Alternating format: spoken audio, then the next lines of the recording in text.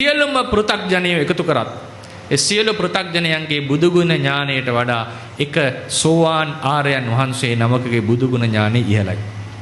සෝවාන් ආර්යයන් වහන්සේලා 100කගේ 1000කගේ බුදුගුණ ඥානයට වඩා එක සකෘදාගාමි ආර්යයන් වහන්සේ නමකගේ බුදුගුණ ඥානෙ ඉහළයි.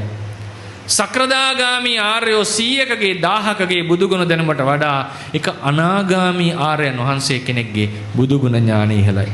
අනාගාමි ආර්යෝ 100කගේ 1000කගේ බුදුගුණ දැනුමට වඩා එක රහතන් වහන්සේ නමකගේ බුදුගුණ ඥානෙ ඉහළයි. රහතන් වහන්සේලා අතර 80 මහා ශ්‍රාවකයන්ගේ බුදුගුණ ඥානෙ ඉහළයි. 80 මහා ශ්‍රාවකයන් අතර ශ්‍රාවකයෝ 4 දෙනෙක් හිටියා විශේෂ බුදුගුණ ඥාන තියෙන.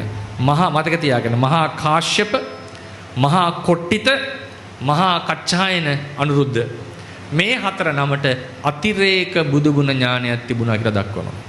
උන්වහන්සේලාට වඩා ඉහළයි ဒုတိ ය ශ්‍රාවක මහා මුගලන් මහරහතන් වහන්සේට වැටහෙන බුදුගුණ නුවණ. උන්වහන්සේට වඩා වැඩි සාරිපුත්‍ර ස්ථවිරයන් වහන්සේට වැටහෙන බුදුගුණ. සාරිපුත්‍ර ස්ථවිරයන්ට වැටහෙන බුදුගුණ වලට වඩා වැඩියෙන් බුදුගුණ වැටහෙනවා පසේ බුදුරජාණන් වහන්සේ නමකට. පසේ බුදවරු මේ සක්වල පුලා සිවුරු කොලින් සිවුරු කොන ගෑවෙන පමිනෙන් එක ළඟ හිටගෙන